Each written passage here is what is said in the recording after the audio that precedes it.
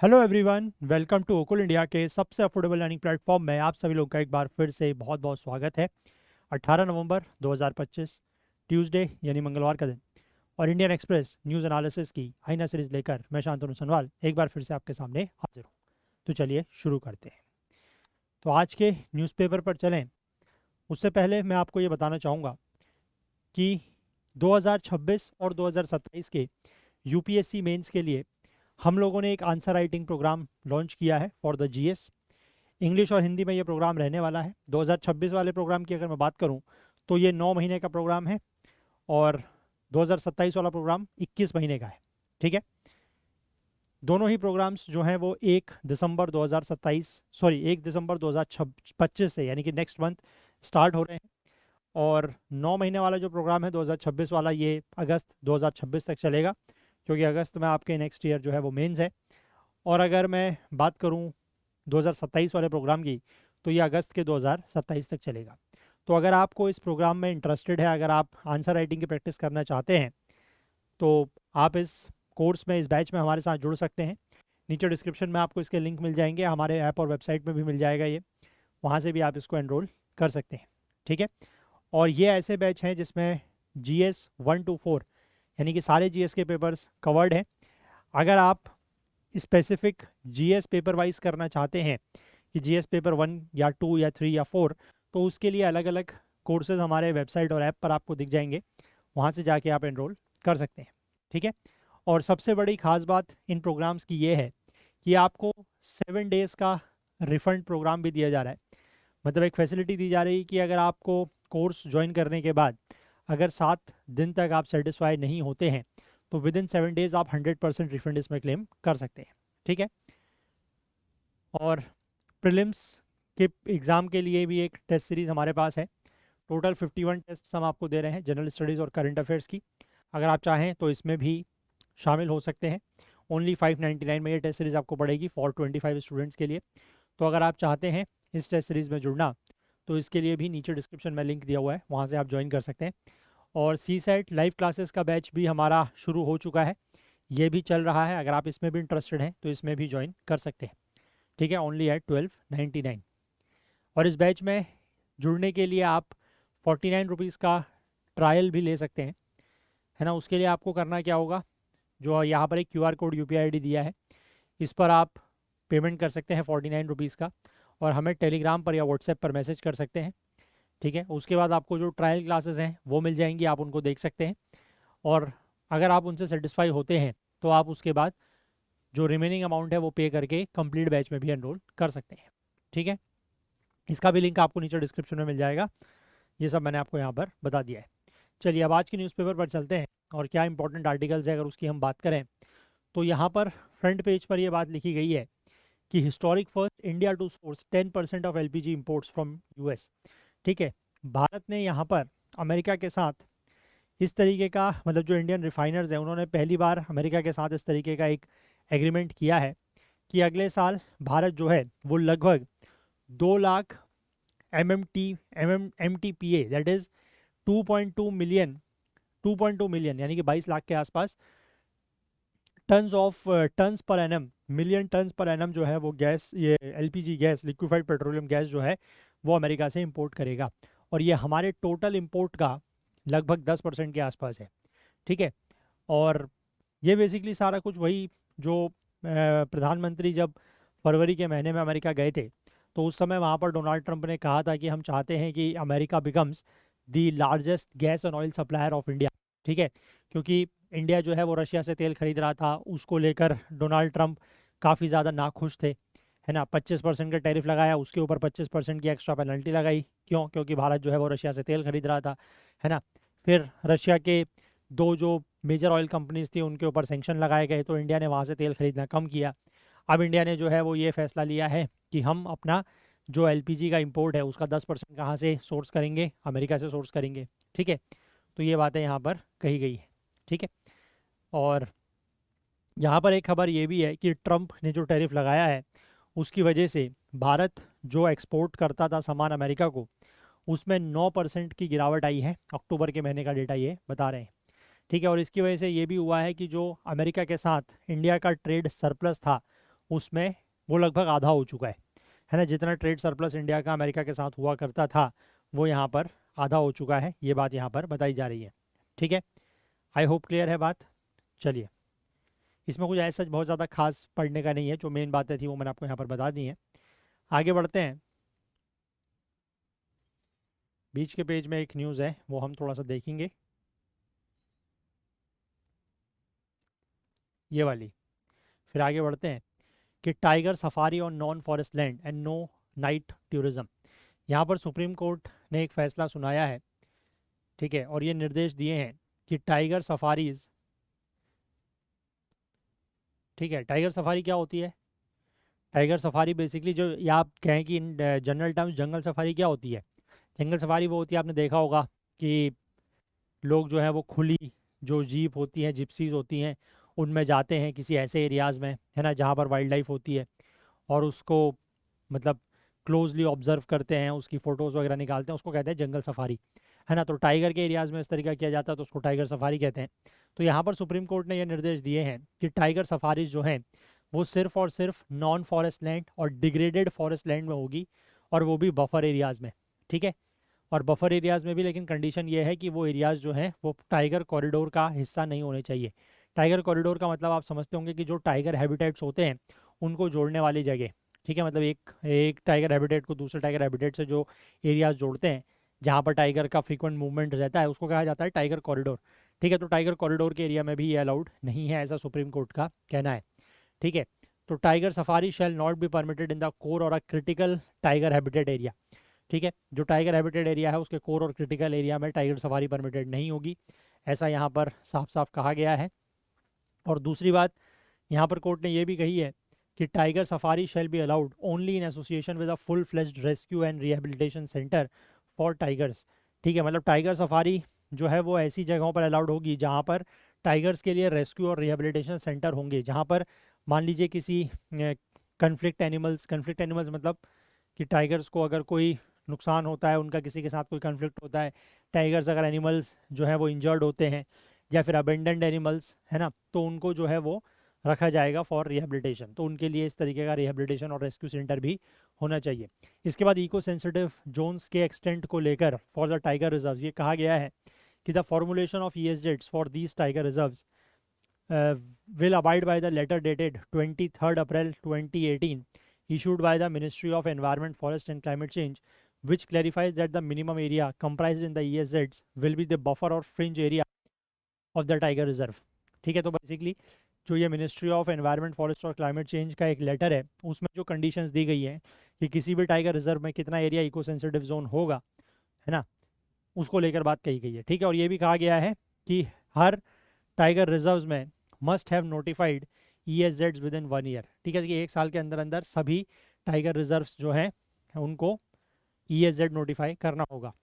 ये भी कहा गया है कि कुछ इस तरीके की एक्टिविटीज़ जो बेसिकली आपके प्रोहिबिटेड होंगी बफर एरिया और फ्रिंज एरियाज़ में, अगर उसकी मैं बात करूं तो जैसे कि कहा गया है कॉमर्शियल माइनिंग।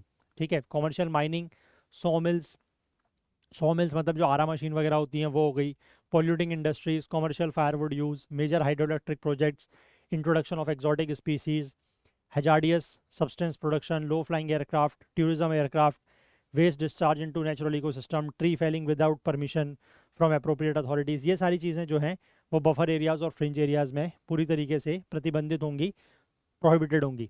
इसके बाद कुछ एक्टिविटीज़ जैसे कि वाइडनिंग ऑफ रोड्स, यानी कि सड़कों का चौड़ीकरण करना, है ना, सड़कों को चौड़ा करना, वाइड करना, या फिर जो वेहिकुलर ट्रैफिक है उसका मूवमेंट रात के समय में, ये अलाउड होगा सब्जेक्ट टू रेगुलेशंस। ठीक है, लेकिन रेगुलेशंस के दायरे में ये चीज़ रहेगी, है ना। इसके बाद ये भी कहा गया है कि development of tourism infrastructure in buffer zones shall be regulated in accordance with the ESZ notifications issued under the environment protection act of 1986। यानी कि जो भी इंफ्रास्ट्रक्चर डेवलपमेंट होगा, खासकर अगर हम बात करें टूरिज्म इंफ्रास्ट्रक्चर की, है ना, बफर जोन्स में, वो रेगुलेट होगा ये जो इन्वायरमेंट प्रोटेक्शन एक्ट के अंतर्गत जो ESZ की नोटिफिकेशंस हैं उसके अकॉर्डिंग। ठीक है, और ये भी कहा गया है कि Supreme Court also prohibited the use of mobile phones within tourism zones at the core habitat of tiger reserves and directed a complete ban on night tourism। ठीक है, तो रात के टूरिज्म पर पूरी तरीके से बैन लगाने की बात की गई है, और जो core habitat of the tiger reserves है वहाँ पर मोबाइल फ़ोन का इस्तेमाल भी नहीं होगा। ठीक है, और यहाँ पर स्टेट्स को, राज्यों को ये कहा गया है कि वो प्रिपेयर करें, या फिर मतलब अगर उनके वहाँ नहीं है इस तरीके का टाइगर कंजर्वेशन प्लान्स तो उसको बनाएं, और अगर हैं तो उनको रिवाइज करें with in 3 months and notify core and buffer areas with in 6 months. ठीक है, तो टाइगर कंजर्वेशन प्लान्स को प्रिपेयर करना है, रिवाइज करना है 3 महीने के अंदर अंदर, और बफर एरियाज और कोर एरियाज को जो है वो नोटिफाई करना है 6 महीने के अंदर अंदर। ठीक है, तो ये चीज़ बेसिकली आप एक तरीके से एनवायरनमेंट का जो आपका टॉपिक होता है वाइल्ड लाइफ कंजर्वेशन, या उसमें भी स्पेसिफिकली बात करें तो टाइगर कंजर्वेशन को लेकर उसको से संबंधित आर्टिकल बनता है। ठीक है, चलो आगे बढ़ते हैं। यहाँ पर बीच में कुछ नहीं है, एक्सप्लेन पेज पर एक दो आर्टिकल्स हमें देखने हैं। अच्छा, उससे पहले ये वर्ल्ड पेज पर एक खबर है। वैसे इसके बारे में कल भी मैंने आपको थोड़ा सा बताया था कि जापान के बेलिम शहर में एक इंडिजीनियस जो वहाँ का ग्रुप है ना, वो इस बात का विरोध कर रहा है कि जो अमेजन रेन फॉरेस्ट में वहाँ की सरकार ने ऐलान किया है ना, या लाइसेंसेस वगैरह जो है वो इशू किए हैं कि वहाँ पर इंफ्रास्ट्रक्चर का डेवलपमेंट किया जाएगा, है ना, तो उस चीज़ को लेकर वहाँ के लोग विरोध कर रहे हैं। तो यहाँ पर बेसिकली एक वहाँ का सेक्रेड ट्री है, ठीक है, उसका यहाँ पर जिक्र किया गया है, दैट इज़ समोमा ट्री। ठीक है, समोमा ट्री इसका जो साइंटिफिक नेम है दैट इज़ सिएबा पेंटेंड्रा। ठीक है, और ये लोग बेसिकली इसका मतलब इस ट्री के बारे में यहाँ पर बात कर रहे हैं कि ये ट्री जो है वो मेलवेके फैमिली का है, native to Mexico and northern South America. ठीक है, वहाँ का ये नेटिव ट्री है, ये आप ध्यान रखें। और one of the major importance of this tree is that is play a huge role in maintaining the world's rainfall cycle. इसका जो क्राउन है वो लार्ज अमाउंट में वाटर वेपर रिलीज करता है डेली टू द एटमॉस्फेयर, और उसकी वजह से रेनफॉल होता है। ब्राज़ील में अगर हम बात करें तो ये ट्री को जो है वो queen of the entire tropical forest माना जाता है, और जो ट्रॉपिकल फॉरेस्ट लगभग जो है साउथ अमेरिका का 40% कवर करता है। ठीक है, कौन कौन से देशों में ये फैला हुआ है, that is Brazil, Bolivia, Colombia, Ecuador, Peru and Venezuela.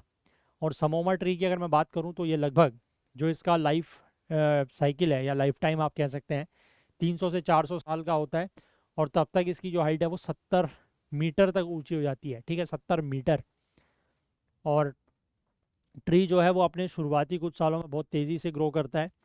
10 से 30 साल की उम्र में पेड़ जो है उसकी ओवरऑल ग्रोथ स्टेबलाइज हो जाती है, और ट्री जो है वो लगभग 30 मीटर तक पहुंच जाता है, और अपनी फुल मेच्योरिटी पर पहुंचता है वो लगभग 100th ईयर में, है ना, जब वो 50 to 70 मीटर की हाइट तक पहुंच जाता है। तो थोड़ा सा इस ट्री के बारे में यहाँ पर दिया गया है ना, दैट इज समोमा ट्री। ये इसकी इमेज भी दिख रही है ना, नीचे से इमेज ली गई है तो काफ़ी ऊंचाई तक जाता हुआ ये दिख रहा है। तो ये थोड़ा सा इंपॉर्टेंट है, इसको भी आप लोग पढ़ सकते हैं, है ना। इसके बाद आगे अगर हम बात करें, जो एक्सपोर्ट इंपोर्ट्स का डेटा वगैरह आता रहता है ना मंथली या उस तरीके का डेटा, वो हमारे लिए बहुत ज़्यादा इंपॉर्टेंट नहीं है ना, क्योंकि डेटा को जनरली हम मतलब इस तरीके का एक्सपोर्ट इंपोर्ट का डेटा ईयरली बेसिस पर जो इकोनॉमिक सर्वे वगैरह में दिया जाता है उसके ऊपर फोकस रखना है। इस तरीके से मंथली क्वार्टरली जो डेटा है वो हमारे लिए as such exam point of view से बहुत ज़्यादा इंपॉर्टेंट नहीं है। हम थोड़ा बहुत उसको अपनी जनरल अंडरस्टैंडिंग के लिए पढ़ सकते हैं, लेकिन otherwise exam point of view से उतना इंपॉर्टेंट नहीं है। ठीक है, चलो इसके बाद यहाँ पर एक आर्टिकल दिया हुआ है, ये जस्ट एक बेसिक सा आर्टिकल है, मैं आपके साथ इसको शेयर करूँगा, इसको आप पढ़िएगा। इसमें लिखा हुआ है कि हाई पॉपुलेशन होने के बाद, यानी कि बहुत ज़्यादा आबादी होने के बावजूद जो रीसस मंकीज़ हैं, रीसस मंकीज़ मतलब जो कॉमन मंकीज़ हम लोग देखते हैं, उनको लीगल प्रोटेक्शन की ज़रूरत क्यों है। ठीक है, तो उसको लेकर यहाँ पर बात की गई है। थोड़ा सा इसको आप लोग एक बार रीड करेंगे, इसमें कुछ भी बहुत ज़्यादा डिफ़िकल्ट या डिफ़िकल्ट टू अंडरस्टैंड नहीं है, जस्ट पढ़ लीजिएगा एक बार। ठीक है, चलो इसके बाद यहाँ पर एक इंपॉर्टेंट आर्टिकल है, इसके बारे में हम बात करते हैं कि how China dealt with air pollution and lessons for India. ठीक है, कि चाइना ने जो है वो एयर पोल्यूशन से कैसे डील किया, और इसमें मतलब चाइना के अगर हम तौर तरीक़ों को समझें जानें तो वो इंडिया के लिए कैसे एक लेसन हो सकता है। मतलब how can we follow the same route और the same path which China followed to tackle the air pollution. ठीक है, देखो अब यहाँ पर वही लिखा हुआ है कि हर साल जब विंटर आती है, जब सर्दियों का टाइम होता है, तो हमें वही बार बार याद आता है ना, जो हमारा परसिस्टेंट एयर पोल्यूशन प्रॉब्लम है ना। In the form of smoke blanketing cities across northern India. और ज़्यादातर जो हमारे नॉर्दर्न इंडिया के उत्तर भारत के जो शहर हैं वहाँ पर हम देखते हैं कि पूरे के पूरे शहर जो हैं वो स्मोक वगैरह से ढके हुए हैं। और वो भी खासकर अगर आप देखें जो एनसीआर का रीजन है उसके आसपास, तो ये चीज़ें बहुत ज़्यादा प्रोमिनेंट है। ठीक है, डेटा जो है वो ये दिखाता है कि एयर पोल्यूशन जो है वो बाकी महीनों में भी होता है। ऐसा नहीं है कि सिर्फ अभी सर्दियों के महीनों में ही है, बाकी महीनों में भी होता है। और जो कोस्टल सिटीज़ हैं वहाँ पर भी होता है, जैसे मुंबई जैसे शहर में भी होता है। और ये इसके पीछे जो मेन रीज़न है वो इंडस्ट्रियल एक्टिविटीज़ हैं, है ना, मतलब जो इंडस्ट्री से एमिशंस वगैरह हो रहा है वो, और जो वेहिकुलर एमिशंस हैं वो मतलब गाड़ियों से निकलने वाला धुआं भी है। लेकिन विंटर के दौरान कुछ ऐसे मीटरोलॉजिकल फैक्टर्स जो हैं वो इसके लिए फेवरेबल कंडीशन बनाते हैं, जैसे कि विंड का डायरेक्शन हो गया, लो टेम्परेचर्स हो गया, है ना। और कुछ और भी ट्रिगर्स हो सकते हैं, जैसे कि वही है, नॉर्थ इंडिया में तो पराली वगैरह जलाई जाती है, स्टबल बर्निंग होती है। और दिवाली के आसपास ये चीज़ें हैं, वही फायर क्रैकर्स बर्निंग होती है। तो उन सब चीज़ों से ये कंडीशंस और ज़्यादा वर्स हो जाती हैं दिल्ली जैसे शहर में। ठीक है, तो इस कंटेक्स्ट में, इस संदर्भ में, China is often held up as an example worth इमेलेटिंग।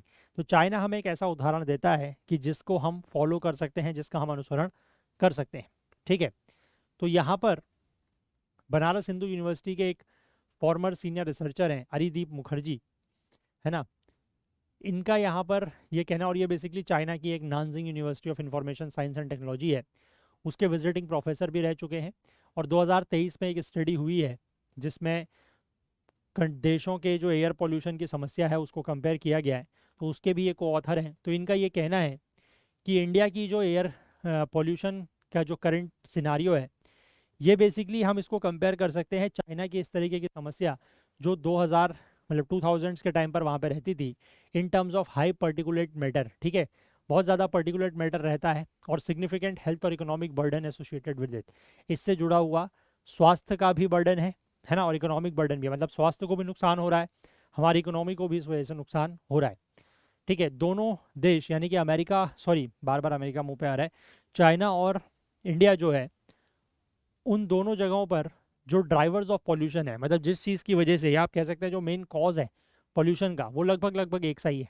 ठीक है, तो वो क्या है, रैपिड ड्राइवर्स, जो ड्राइवर्स हैं वो क्या है, रैपिड डेवलपमेंट एंड अर्बनाइजेशन। दोनों ही देशों में तेज़ी से विकास हो रहा है, डेवलपमेंट हो रहा है, और शहरीकरण भी हो रहा है। ठीक है, China's turn towards industrial growth with economic liberalization in 1978 led to a manifold rise in carbon emissions। ठीक है, 1978 में क्या होता है कि चाइना में इंडस्ट्रियल ग्रोथ शुरू होता है, तेज़ी से इकोनॉमिक लिबरलाइजेशन होता है, तो उस वजह से जो कार्बन का एमिशन है वो कई गुना बढ़ जाता है।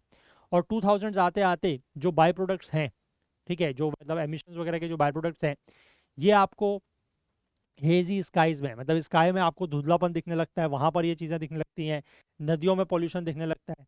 ठीक है, और the latter of which led to public protest even under an authoritarian regime. और जो ये नदियों वगैरह में पॉल्यूशन होता है, इसकी वजह से वहाँ के लोग इस चीज़ का विरोध करना शुरू कर देते हैं। हालांकि चाइना में आपको पता है कि वहाँ पर कोई डेमोक्रेसी नाम की चीज़ तो है नहीं, है ना, अथॉरिटेरियन स्टेट है, लेकिन उसके बाद भी इस तरीके का प्रोटेस्ट वहाँ पर देखने को मिलता है। 2008 के बीजिंग ओलंपिक्स की अगर हम बात करें, तो ये भी इसकी वजह से भी मतलब सरकार वहाँ की काफ़ी चिंतित थी और पूरे दुनिया की नज़रें थी चाइना के ऊपर। फिर यहाँ पर एक Oxford Institute for Energy Studies की बात की गई है, जिसने अपने 2022 के guide to Chinese climate policy में ये कहा है कि primary air pollutant in China's urban area was fine particulate matter like PM2.5। कि चाइना का जो अर्बन एरियाज़ हैं, जो शहरी क्षेत्र हैं, वहाँ पर जो मुख्य एयर पॉल्यूटेंट है, प्राइमरी एयर पॉल्यूटेंट है, वो क्या है, PM2.5 जैसा फाइन पर्टिकुलेट मैटर। और ये हमारे लंग टिश्यूज़ में पेनिट्रेट कर सकता है, हमारी जो ब्लड स्ट्रीम है उसमें एंटर कर सकता है, और सेंट्रल नर्वस सिस्टम में भी एक्यूमुलेट कर सकता है। और इसके जो सोर्सेज हैं वो कई सारे सोर्सेज हो सकते हैं, हैवी इंडस्ट्री से ये आ सकता है। ठीक है, हीटिंग वगैरह के लिए जो कोल बर्न किया जाता है, वेहिकुलर एमिशंस हो गया, पावर प्लांट के स्मोक स्टेक एमिशंस, जो पावर प्लांट की बेसिकली चिमनियों से जो एग्जॉस्ट निकलता है, क्रॉप बर्निंग, फर्टिलाइजर्स, इन सब से बेसिकली PM2.5 जैसे फाइन पर्टिकुलेट मैटर्स का एमिशन हो सकता है। 2013 से अगर हम बात करें, almost 80% of China has experienced air quality improvement. ठीक है, लेकिन 2013 के बाद से लगभग आप कह सकते हैं कि 80% चाइना में एयर क्वालिटी का इंप्रूवमेंट देखने को मिल रहा है। ठीक है, तो चाइना ने कैसे अपनी हवा को जो है वो साफ़ किया, तो लेट 2000 में एयर पोल्यूशन जो है उसके ऊपर वहाँ की सरकार का फोकस गया। और चाइना का जो 11th 5 ईयर प्लान था, ठीक है, जिस तरीके से हमारे देश में 5 ईयर प्लान पहले हुआ करते थे, है ना, प्लानिंग कमीशन के टाइम पे, तो उस तरीके की पंचवर्षीय योजना यहाँ पर भी थी 2006 से 10 के बीच में। इसमें इस इशू को, ये जो एयर पोल्यूशन का मुद्दा था, इसको एक चिंता बताया, एक कंसर्न बताया। And a key method to enforce green norm was the cadre evaluation system, China system for top down bureaucratic personnel evaluation. ठीक है, उन्होंने ये नया यहाँ पर सिस्टम, एक मेथड लेके आए, कैडर इवेल्युएशन सिस्टम। इसमें बेसिकली क्या होगा कि जो ब्यूरोक्रेटिक टॉप डाउन अप्रोच वहाँ पर ब्यूरोक्रेसी में, इसको लेकर फॉलो की जाएगी। ठीक है, यहाँ पर चाइनीज़ कम्युनिस्ट पार्टी के जो ऑर्गेनाइजेशन डिपार्टमेंट्स थे, ठीक है, they implement performance targets for official at various levels. ठीक है, मतलब जो सरकार में काम करने वाले जो ब्यूरोक्रेट्स थे, उनको परफॉर्मेंस टारगेट्स दिए गए, ठीक है, अलग अलग लेवल पर। ठीक है, गवर्नर्स के लिए कुछ टारगेट्स, मेयर के लिए, काउंटी मजिस्ट्रेट्स के लिए और बाकी लोगों के लिए। और उनकी परफॉर्मेंस जो है, मतलब आपस में एक तरीके से आप कह सकते हैं कि उनको पीयर्स में कंपेयर किया गया, है ना, मतलब एक शहर के मेयर ने या एक शहर की जो हाईएस्ट अथॉरिटी वहाँ पर होगी, उसको टारगेट दिए गए अलग अलग शहरों के लेवल पर। अब जिसने बढ़िया परफॉर्मेंस किया उसको ज़्यादा, उसका प्रमोशन वगैरह ज़्यादा अच्छे से हुआ, उसको अच्छे असेसमेंट्स, मतलब ओवरऑल असेसमेंट उसका बढ़िया हुआ, उसको इंसेंटिव्स वगैरह दिए गए। तो ये सारी चीज़ें उन्होंने इस तरीके से की हैं। ठीक है, इसके बाद उन्होंने जो पॉल्यूशन कंट्रोल इक्विपमेंट होते हैं इंडस्ट्रीज़ में यूज़ करने वाले, उसके ऊपर भी अपना इन्वेस्टमेंट बढ़ाया।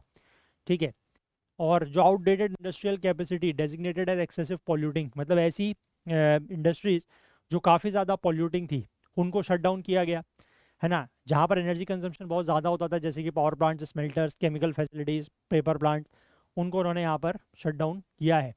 The government further push for the adoption of electric vehicles. ठीक है, इलेक्ट्रिक व्हीकल्स को सरकार ने ज़्यादा बढ़ावा दिया, इसको पुश किया।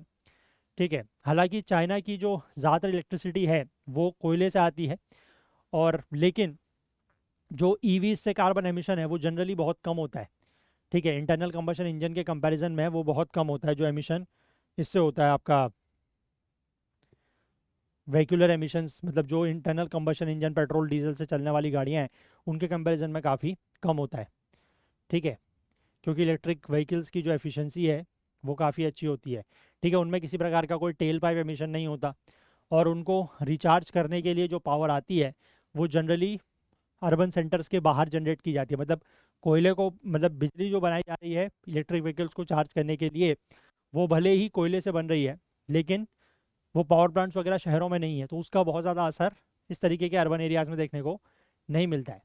ठीक है, चाइना का जो तीसरा सबसे बड़ा शहर है दैट इज शेंजन, उसने अपनी जो इलेक्ट्रिक फ्लीट है ना, लगभग 16,000 से ज़्यादा बसों की फ्लीट को कम्प्लीटली इलेक्ट्रीफाई कर लिया 2017 में।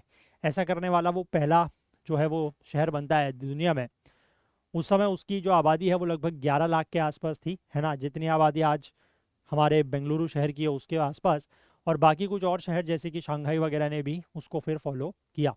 2013 से 17 के बीच में जो कोल बॉयलर्स हैं जिनको थर्मल एनर्जी जनरेट करने के लिए यूज़ किया जाता था, है ना, उनके ऊपर कंट्रोल किया गया। रेजिडेंशियल हीटिंग को थोड़ा सा क्लीन बनाया गया, मतलब कम एमिशन वाला। इसके बाद जो लोकल एमिशंस इंटेंसिव इंडस्ट्रीज़ थी, मतलब ऐसी इंडस्ट्रीज जहाँ पर एमिशंस बहुत ज़्यादा होते थे, उनको बंद किया गया। व्हीकल एमिशंस को कंट्रोल किया गया। तो इन सब चीज़ों की वजह से एयर क्वालिटी जो है वो इम्प्रूव हुई है। ठीक है, लेकिन इन सब चीज़ों के बावजूद अभी भी वहाँ पर काफ़ी ज़्यादा रूम है। रूम है मतलब आप कह सकते हैं स्कोप है इम्प्रूवमेंट या सुधार के लिए। जो टॉप डाउन इम्प्लीमेंटेशन प्रेशर है can at times result in falsified information and the covert reopening of closed factories by local leaders. ठीक है, कभी कभी ऐसा भी हो सकता है कि ये जो टॉप डाउन अप्रोच है ब्यूरोक्रेसी में, ठीक है, इम्प्लीमेंटेशन प्रेशर कि आपको इम्प्लीमेंट करना है, तो इसकी वजह से कभी कभी फॉल्सिफाइड इन्फॉर्मेशन भी पैदा हो सकती है, क्रिएट हो सकती है। और कभी कभी ऐसा भी हो सकता है कि लोकल लीडर्स के दबाव में जो क्लोज फैक्ट्रीज हैं उनको रीओपन करना पड़ सकता है ना। और with the recent government commitments to increase coal production capacity in the wake of 2021 power shortage in some areas, there are concerns about rising levels of PM 2.5 and ground level ozone। तो 2021 में power shortage हुआ था कुछ areas में, तो उसके बाद से वहाँ की सरकार का कमिटमेंट है कि वो कोल प्रोडक्शन कैपेसिटी को अपने बढ़ाएंगे। तो इसकी वजह से ये भी चिंता है कि जो PM 2.5 जैसे फाइन पार्टिकुलेट मैटर्स हैं या फिर ग्राउंड लेवल ओजोन है उसका लेवल बढ़ सकता है। लेकिन एक बात ये भी है कि चाइना का जो बेस स्टैंडर्ड्स है एयर क्वालिटी का वो बाकी वेस्टर्न कंट्रीज से काफ़ी कम है। ठीक है, अब इन सब चीज़ों से इंडिया के लिए भी कुछ लेसन्स हैं, कुछ सबक हम लोग यहाँ से ले सकते हैं, कुछ सीख ले सकते हैं। दोनों ही देशों ने इन्वायरमेंटल लेजिस्लेशन, है ना, इन्वायरमेंटल प्रोटेक्शन एक्ट वगैरह भी 1980s के समय में आया है दोनों ही देशों में, और एयर क्वालिटी फोकस प्रोग्राम जो है वो 2010s में शुरू किए हैं। ठीक है, तो इस मामले में दोनों देशों की स्थिति एक जैसी है, लेकिन इन दोनों की जो ट्रेजेक्ट्रीज है इफेक्टिवनेस के टर्म्स में अगर हम बात करें तो बिल्कुल अलग है। चाइना की जो अप्रोच है that was characterise by long term continuous action. ठीक है, लॉन्ग टर्म कंटिन्यूस एक्शन मतलब लगातार लंबे समय तक एक्शन, उस चीज़ को लेकर चाइना की अप्रोच रही है। इंडिया की अगर हम की पॉलिसी की बात करें तो दैट इज जो GRAP है, GRAP, graded response action plan, जिसमें ये है कि सर्टेन तरीके की फैक्ट्रीज को बंद कर दिया जाता है ना। जैसे दिल्ली वगैरह में आजकल भी ग्रैप के अलग अलग लेवल्स हैं, उसमें ये होता है कि कंस्ट्रक्शन एक्टिविटीज़, डिमोलिशन एक्टिविटीज़ को बंद कर दिया जाएगा, है ना, या फिर जो BS6 कंप्लाइंट व्हीकल्स नहीं होंगे उनको दिल्ली में एंट्री नहीं मिलती है। तो इस तरीके के जो ग्रेडेड रिस्पॉन्स एक्शंस है, ग्रेडेड का मतलब ही वही है कि depending upon the level of pollution अलग अलग तरीके के मेजर जो है वो इम्प्लीमेंट किए जाते हैं। ठीक है, but only once a certain level of air quality is breach. लेकिन ये तभी होता है जब एक level quality level of air quality level को ब्रीच कर होता है वो। ऐसा नॉर्मल डेज में तो ये चीज़ें होती नहीं है। और दूसरी प्रॉब्लम ये भी है कि ये सारी चीज़ें एक लोकलाइज्ड लेवल तक ही सीमित है, जैसे NCR वगैरह के रीजन में। बाकी आपने देश के किसी भी और हिस्से में तो ये सुना नहीं होगा कि कहीं पर ग्रैप को जो है वो ग्रेडेड रिस्पॉन्स एक्शन प्लान को इम्प्लीमेंट किया जा रहा है ना। तो चाइना में लेकिन लॉन्ग टर्म कंटिन्यूस एक्शन है, वहाँ पर लगातार ये चीज़ें की जाती हैं। यहाँ पर तब वो चीज़ें हो रही हैं जब हम एक ऑलरेडी सर्टेन लेवल को ब्रीच कर रहे हैं। ठीक है, इसके बाद यहाँ पर एक जनरल का जिक्र है that is environmental science and policy. इसमें 2023 में कंपैरेटिव स्टडी पब्लिश हुई है और उसमें zeroed in on 2 fundamental determinants of success whether the country has adequate. इन्होंने 2 चीज़ों की बात की है कि क्या किसी भी देश में एडिक्वेट पॉलिटिकल विल और फाइनेंशियल रिसोर्सेज हैं टू प्रायोरिटाइज एयर क्वालिटी, कि एयर क्वालिटी को प्रायोरिटी देने के लिए क्या उस देश में जो पॉलिटिकल विल है, यानी कि जो राजनीतिक इच्छा शक्ति है, क्या वो है वहाँ की सरकार में, और क्या उनके पास इतने जो फाइनेंशियल रिसोर्सेज हैं, है ना, क्या उनके पास इतने आप कह सकते हैं कि पैसे को लेकर या फाइनेंस को लेकर क्या उतने संसाधन या रिसोर्सेज हैं कि वो एयर क्वालिटी को प्रायोरिटी दे सके। और दूसरी बात ये है कि weather the country can develop an accountability mechanism, कि क्या वो कोई भी देश जो है वो एक अकाउंटेबिलिटी मैकेनिज्म जो है वो डेवलप कर सकता है जो कि क्लियरली लिंक करे top level air quality standards को with facility level emission control measures. ठीक है, तो इन चीज़ों को स्टडी की गई और उसमें ये कहा गया कि unlike China, India must contained with emissions from house holds in the form of biomass burn for fuel in rural areas. ठीक है, कि चाइना की तरह नहीं, इंडिया को सिर्फ और सिर्फ जो एमिशंस हाउस होल्ड से हो रहा है, ठीक है, in the form of biomass burn for fuel, है ना, जो मतलब रूरल एरियाज़ में फ्यूल के लिए जो बायोमास जलाया जाता है उसको लेकर। अब केंद्र ने यहाँ पर एक स्कीम लेके आए थे, LPG सब्सिडी स्कीम, है ना, तो उसकी वजह से कुछ फ़ायदा तो हुआ है, लेकिन यहाँ पर ऑथर्स का ये कहना है कि जो क्लीन फ्यूल है, ठीक है, वो उसकी एक्सेसिबिलिटी लोगों तक बढ़नी चाहिए, मतलब ज़्यादा लोगों तक वो चीज़ पहुँचनी चाहिए।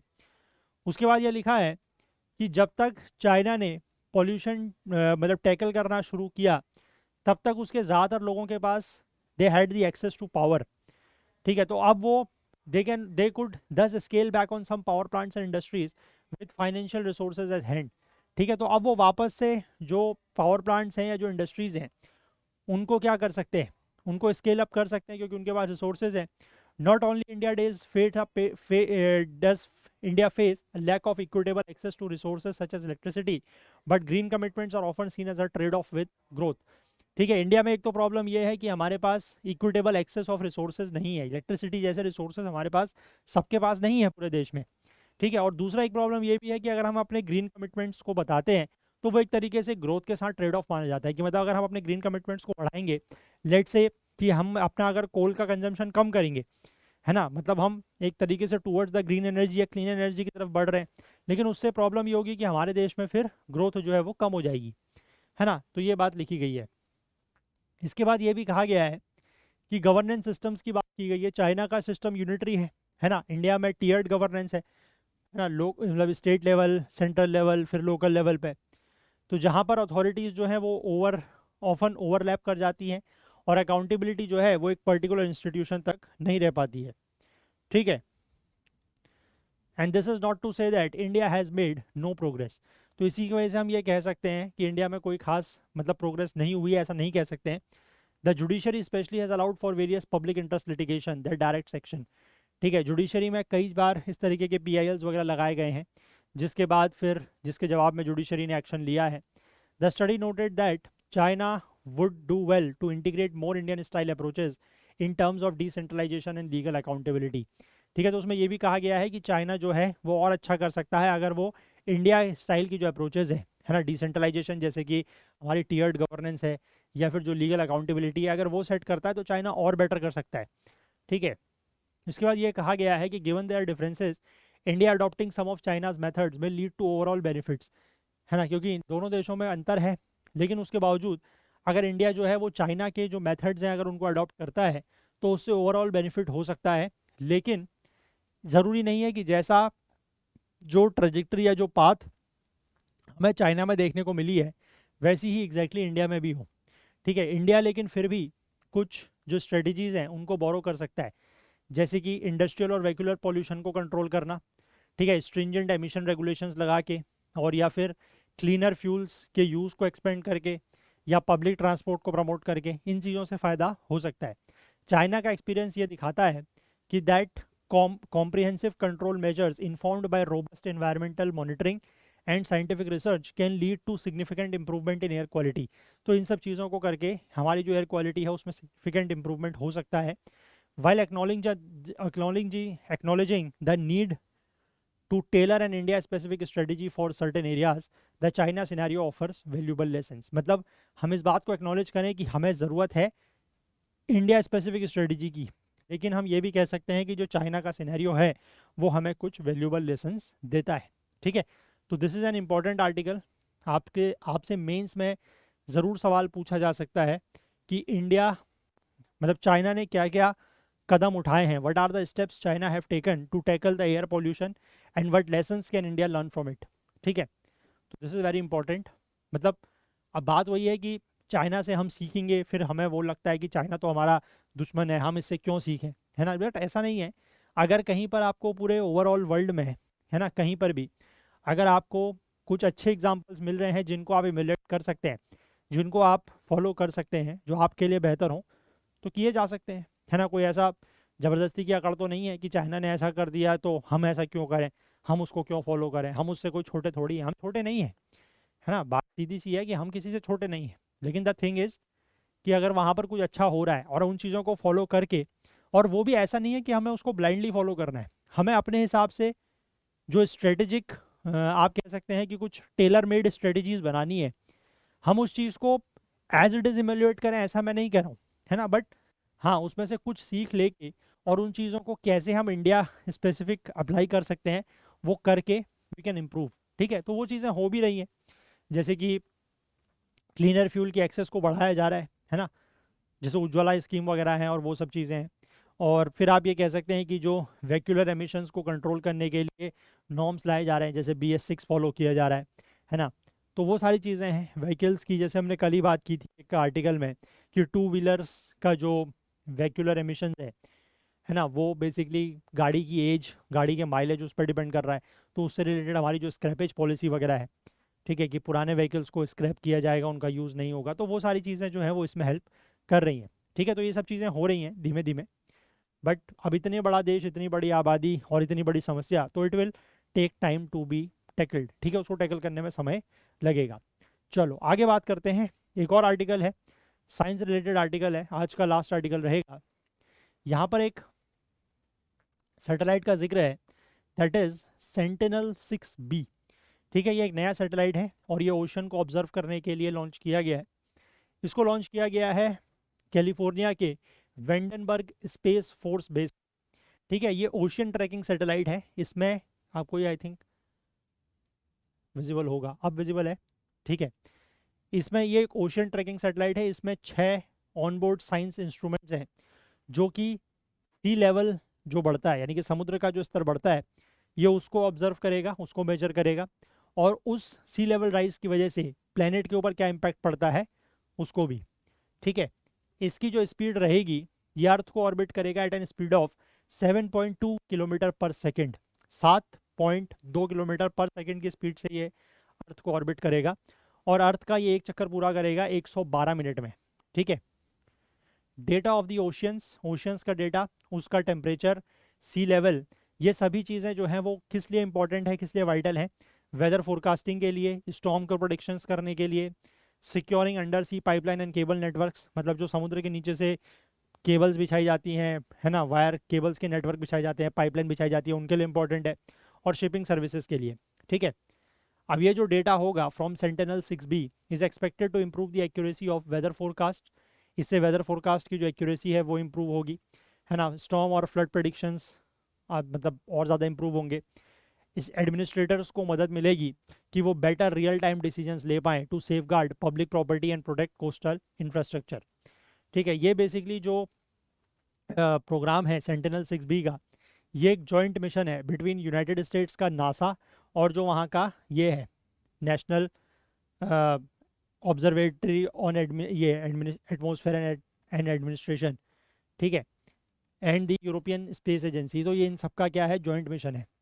ये लेटेस्ट सीरीज ऑफ सैटेलाइट्स है जिसको 1990s के बाद से लॉन्च किया गया है नासा के द्वारा, ठीक है, सी लेवल चेंज को मेजर करने के लिए। इसका एक और सैटेलाइट है, इसका ट्विन कह सकते हैं आप, दैट इज Sentinel-6 माइकल फ्रिलिच, ठीक है, जो कि स्पेस में ऑपरेट कर रहा है नवंबर 2020 से, है ना। तो उसके साथ ही Sentinel-6B जो है वो प्राइमरी सी लेवल के मेजरमेंट्स करेगा down to approximately an inch from over 90% of all the oceans. Approximately to an inch मतलब कि मिनिमम जो आप कह सकते हैं इसका जो लीस्ट काउंट होगा, मतलब कितना ये मिनिमम मेजर कर सकता है, वो 1 इंच होगा, कि 1 इंच अगर सी लेवल का राइज होता है या डाउन होता है तो ये बता देगा उसको। उससे कम अगर राइज या फॉल होगा तो वो नहीं बता पाएगा, बट 1 इंच तक का बता सकता है, और 90% ऑफ ऑल द ओशियंस को ये मेजर करेगा, ठीक है। तो इंपॉर्टेंट है Sentinel-6B, याद रखेंगे, ठीक है। चलिए, तो यही सारे आर्टिकल्स थे आज के जो हमें डिस्कस करने थे। और जाने से पहले मैं आपको फिर से बता दूं कि अगर आप हमारे CSAT लाइव कोर्स में जुड़ना चाहते हैं, लाइव क्लासेस में, तो बैच ऑलरेडी चल रहा है, आप इसमें ज्वाइन कर सकते हैं। नीचे डिस्क्रिप्शन में आपको इसका लिंक मिल जाएगा। ओनली 1299 का फुल बैच है। और अगर आप 49 रुपीज़ पे करके इसका ट्रायल या डेमो लेना चाहते हैं तो वो भी कर सकते हैं। उसमें आपको करना क्या होगा कि ये QR कोड और UPI ID यहाँ पर दी गई है, इसमें 49 रुपीज़ आप पे करें और इन बैच में आप जुड़ सकते हैं। और मैं आपको ये बता दूं कि इसमें आपको एक तो हमारी बेसिक कॉन्सेप्ट्स की क्लासेस होती हैं वो आपको मिलेंगी, और साथ ही साथ 2 टॉपिक आपको और मिलेंगे, मतलब एक क्वांट का और एक रीजनिंग का। इन टॉपिक्स की क्लासेस आपको यहाँ पर मिलेंगी। तो 9 तारीख से हमारा बैच स्टार्ट हुआ है और हमने जो बेसिक कॉन्सेप्ट्स है उसकी 6 क्लासेस ऑलरेडी कंप्लीट कर ली हैं। आज से इसमें हमारी रीजनिंग स्टार्ट होगी, तो अगर आप लोग इंटरेस्टेड हैं तो देर ना करें, जल्द से जल्द ज्वाइन कर लें, है ना। वो बेसिक कॉन्सेप्ट की क्लासेस आपको रिकॉर्डेड मिल जाएंगी, वो आप देख सकते हैं, और आज से जो लाइव क्लासेस होंगी वो भी आप ज्वाइन कर पाएंगे, ठीक है। तो देर ना करें, जल्द से जल्द इसको ज्वाइन कर लें। दिन में 2:30 पे 2:30 बजे ये क्लासेस हमारी होती हैं। और अगर आप ये डेमो क्लासेस के बाद सेटिस्फाइड होते हैं तो आप रिमेनिंग अमाउंट पे करके कंप्लीट बैच से भी जुड़ सकते हैं। और बाकी मैंने आपको शुरुआत में ही बताया कि मेंस 2026 और 27 के लिए हम लोग GS के लिए आंसर राइटिंग प्रोग्राम लेके आए हैं। तो इसकी डिटेल्स आपको इसी चैनल पर एक वीडियो पोस्टेड है, वहाँ पर आपको मिल जाएगी। और आप अगर चाहें तो इसमें एनरोल भी कर सकते हैं हमारी वेबसाइट या ऐप के थ्रू जाके, या नीचे डिस्क्रिप्शन में भी आपको लिंक मिल जाएगा, वहाँ से भी आप एनरोल कर सकते हैं। बाकी प्रीलिम्स के लिए हमारे पास टेस्ट सीरीज़ है, प्रीलिम्स में आप ज्वाइन कर सकते हैं ओनली एट 599 रुपीज़ GS और करंट अफेयर्स की टेस्ट सीरीज़ में, ठीक है। चलिए, तो अगर आपको आज का सेशन पसंद आया हो तो लाइक ज़रूर करें, ज़्यादा से ज़्यादा शेयर करें। आपके जो भी डाउट्स हैं, जो क्वेरीज़ हैं, वो आप कमेंट कर सकते हैं। चैनल को अभी तक आपने सब्सक्राइब नहीं किया है तो मैं रिक्वेस्ट करूँगा कि ज़रूर कर लें, और बेल आइकन प्रेस करना ना भूलें ताकि वीडियोज़ के नोटिफिकेशन आपको ऑन टाइम मिलते रहें। हाईलाइटेड आर्टिकल्स और बाकी रेलिवेंट इन्फॉर्मेशन के लिए आप हमारा जो करंट अफेयर्स ओकुल टेलीग्राम ग्रुप है इसको जरूर ज्वाइन करें। इसका लिंक आपको नीचे डिस्क्रिप्शन में मिल जाएगा, या फिर आप इसको करंट अफेयर्स ओकुल सर्च करके भी ज्वाइन कर सकते हैं टेलीग्राम पर, या फिर इस QR कोड को स्कैन करके भी ज्वाइन कर सकते हैं। तो चलिए, आज के लिए इतना ही रखते हैं, बाकी कल को फिर से मिलेंगे इंडियन एक्सप्रेस न्यूज़ एनालिसिस की आईना सीरीज़ के साथ। तब तक के लिए अपना बहुत बहुत ध्यान रखें। Please do take care of yourself. Thank you, have a nice day, bye bye.